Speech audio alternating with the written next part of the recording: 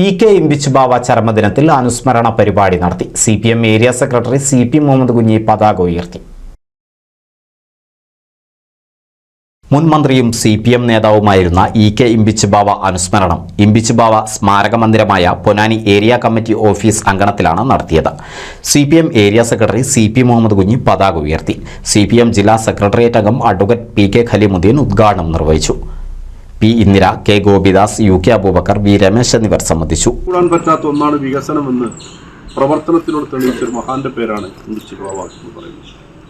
ഒരു തെരഞ്ഞെടുപ്പ് അടുക്കുന്ന ഈ സന്ദർഭത്തിൽ ഇമ്പിച്ച് ബാവയെ സ്മരിക്കുന്നു. ഏത് തെരഞ്ഞെടുപ്പിലും മാറ്റി നിർത്താൻ പറ്റാത്ത വീറുറ്റ പോരാളിയായാണ് CPIM ഇമ്പിച്ച് ബാവയെ അവതരിപ്പിച്ചിട്ടുള്ളത്.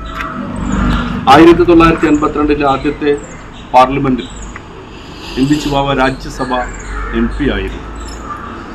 1962 പൊന്നാനിയിൽ വെച്ച് അദ്ദേഹം ലോകസഭാ അംഗമായി തെരഞ്ഞെടുക്കുകയാണുണ്ടായത്. 1967 രണ്ടാം EMS മന്ത്രിസഭയിൽ നമുക്കറിയാം അദ്ദേഹം ട്രാൻസ്പോർട്ട് കാര്യ വകുപ്പ് മന്ത്രിയായി ചുമതല നിർവഹിച്ചു.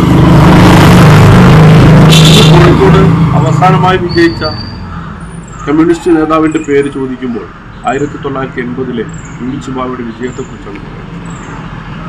പരാജയവും വിജയവും ഒരുപോലെ തന്റെ രാഷ്ട്രീയ പ്രവർത്തനമാണെന്ന് NCV ന്യൂസ് പൊന്നാനി. 1000 വിവാഹങ്ങൾക്ക് ഒരേ ഒരു